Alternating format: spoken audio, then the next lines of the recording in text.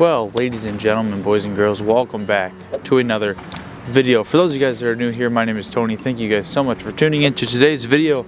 Today, I'm going to be going over some float fishing tips, tricks, tactics to catch some Lake Michigan tributary trout. Whether that's brown trout, steelhead, this time of year is a fantastic time of year to fish. I don't have very long. I have about an hour to fish. I wasn't even going to fish today, but I looked at the forecast for tomorrow. We're supposed to get a crap load of rain tonight and early tomorrow morning, which means the river is going to be blown out completely, which is good. We do need rain, but that means we're probably not going to be able to fish this for probably 2, 3, maybe 4 days. We gotta wait for that water level to go back down. So I want to jump out here real quick, try to film a video, try to catch a couple fish. But basically, before I start fishing, I want to show you guys how I get my spawn sacks ready for the day and go over my float fishing setup and just kind of show you guys everything I am using in today's video. So without further ado, let's jump right into it. And also, if you guys don't want to watch how to tie spawn and you don't want to watch the rigging portion, if you want to jump straight to the fishing portion, I'll put the time card up right here. That's when the fishing is going to start, but I'm going to go over basics for those of you guys that want to learn something. So let's jump right into it. All right guys, so in my hand here I have some brown trout eggs that I have gotten out of a brown trout from this year. This is actually from January 16th. Brown trout eggs. I actually believe I know which fish this is from, so I'll pop up a picture of the fish that this is from. But regardless, I caught this through the ice, took the brown trout eggs from the trout, and that is what I'm going to be using as bait. Normally I don't bring this, normally I leave this at home and tie them up, but since this is super last minute, I don't have any spawn tied up, so I brought a bag to tie up some spawn and then go fishing right away. So got some spawn. The second thing you're going to need is some spawn netting. This is just, you know, your very traditional Atlas spawn netting. This is pink, chartreuse, there's green, there's orange, there's white, there's clear, there's blue, there's all sorts of colors. These are my two favorite colors, pink, chartreuse, and I also like to use the white one a lot. We're gonna quick tie a spawn sack for you, and I'm gonna show you guys exactly how I get this rigged up. I'm gonna show you guys how to tie a spawn sack. So you're gonna need the spawn netting.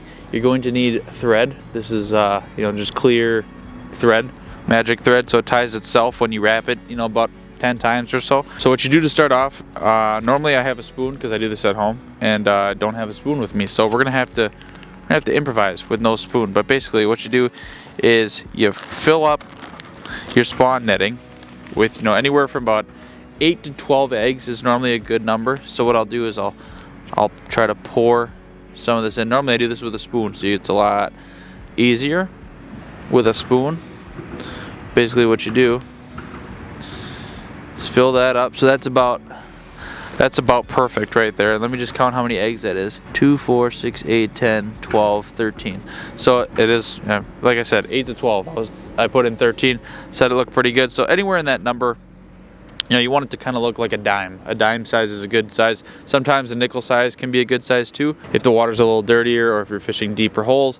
But for what I'm fishing today, smaller spawn sacks is probably going to be the key. So what you do after you get your eggs in here is you start to kind of fold up the 4 corners, just like this. And then what I do is I pinch behind all the eggs, and I kind of push and pull those eggs down. So now it's all tight on the bottom. I'll grab the excess on the top, and I'll just start to twist and twist and twist, and then you can kind of help it form into a circle. Oop, I popped an egg there. So you help it form into a circle like so. You grab your thread and you start to wrap as tight and as close to those eggs as you can without popping them. And like I said, I'll do about 10 to 12 wraps. Give it a quick pop. So now you're left with something that looks like this. You got a little tag and a string, and you got your excess netting right up top. What you're going to want to do next is pull all of that back so you can kind of see where that magic thread tied right onto the spawn sack. You pull all of this extra stuff back that you don't want. You grab your scissors and you try to get real close, as close as you can. Cut that off. Oh, rolled right off. And then you are left with something that looks just like this. It's got a little dirt on it because it just fell on the ground, but something that looks like this is exactly what you want. Perfect little ball, perfect circle with some fresh eggs in there, and there's not a ton of excess. You guys can see that piece that I cut there, there's practically no excess. You don't want a big ball of puffy, netting for no reason. So that is exactly what that spawn sack is supposed to look like. So I'm gonna quick tie up probably, I don't know, 6, 8, 10 of these, just really quick. Like I said, I only got about an hour to fish. It's gonna get dark. I gotta go at 4 o'clock. It's 3 o'clock, so I really don't have time to fish, but I want to quick come down here, jump in a hole, see if I can catch any fish, show you guys how to tie some spawn sacks. Probably gonna take the jacket off because I'm sweating right now. It's like 50 degrees out, but I gotta jump in the river really quick. I got an hour. My buddy Dan's gonna be with me too, so he might net my fish or he might hook a fish. We'll kind of see what happens, but he's gonna be with me down here in the Menominee River trying to catch some steelhead. So I'm gonna stop talking. I really gotta go try to catch fish. I got an hour. Let's go. Oh, dude, I was just on.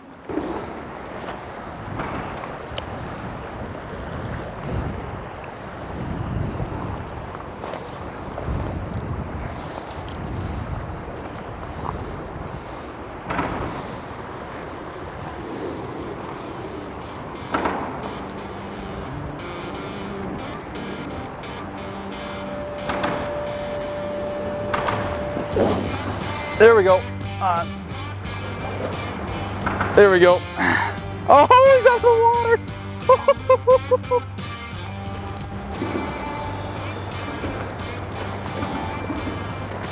Dude, heck yeah. Oh, dude, that's so, I love when they come out of the water, dude. We are hooked up on a beautiful buck steelhead. Oh, there he is out of the water again. Heck yeah. Oh, dude, this is a pretty one, bro. Yep, head first. Thanks, buddy. Heck yeah. Look at that beauty, man. Dude, that's a pretty one. Yeah, we'll keep him in the water here. Guys, look at that. Right, and look at that. Right in the corner of the mouth. This is gonna pop right out. Well, guys, there we go. First fish of the afternoon. Beautiful buck. We're gonna get him right back. All right, we're gonna let this guy go right back over to his deep hole. He'll be ready to go. There he goes. Heck yeah.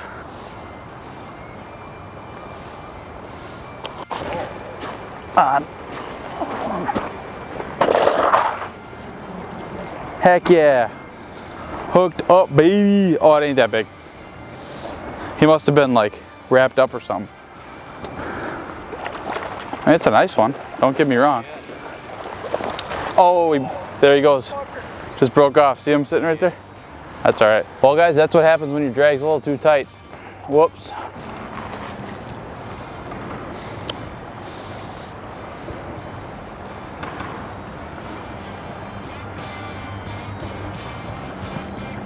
There we go.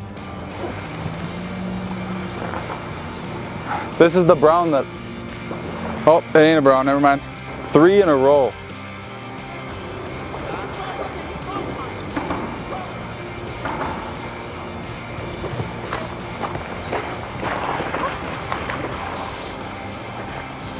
Go on, hit him.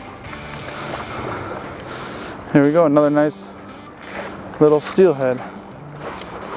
Hopefully this one doesn't break me off. All right, right there for you, buddy. Heck yeah. Thanks, bro. Yeah, man. Hell yeah. There we go, number 2. Well, it should be number 4. 2 came off. Not that big. Got him. There he goes. Yeah, he's medium size. Oh, they are fired up here today. Let's stick another one. This might be a fun little hour session here. Don't have too long to fish.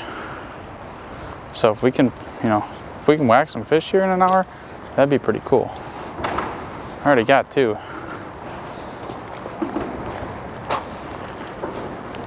Oh, dude. I was on for a second, he came up head shaking.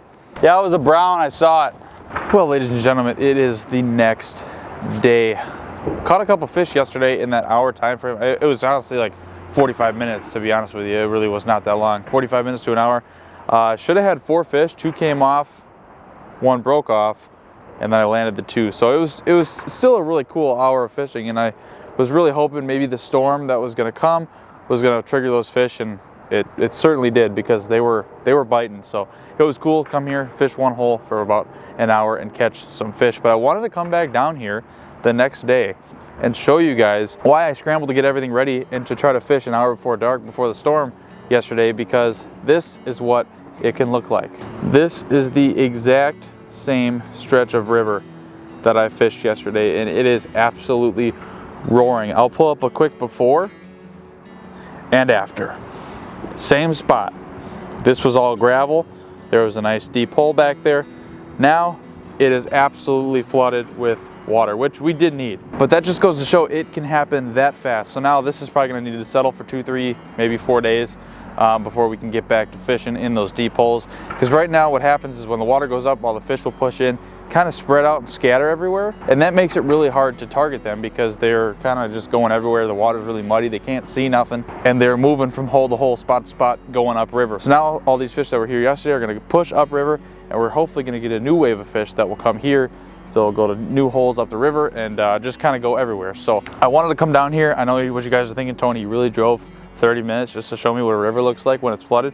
Yes, I did. I drove all the way down here just to show you guys because I want to educate you guys on why it's important. If you can get out, if you know it's going to storm, you know it's going to rain really hard, get out and try to fish that day before if you can, because like I said, I wasn't even planning on fishing yesterday. I saw the radar, I wanted to jump out here, try to catch a couple fish before I wouldn't be able to for 3 or 4 days. So now we got to wait for this river to settle down because it is roaring with chocolate milk. It is muddy, it is dirty, it is going fast. That is going to do it for today's video. Hopefully you guys learned something, how to tie a spawn sack, how to float fish for some steelhead this time of year. It is an absolute gorgeous time of year. Spring fishing is probably my favorite because the steelhead are just on fire, and we're going to get a lot more fish pushing in here once this river goes back down after this rain, because we sure as hell needed some rain. We had no rain for the longest time. We had no snow runoff to bring the fish in, so we were just kind of getting a little trickle of fish. But now that this rain came and this river's up high and flooded, it is going to be game time come a week from now. It is going to be lights out steelhead fishing and brown trout fishing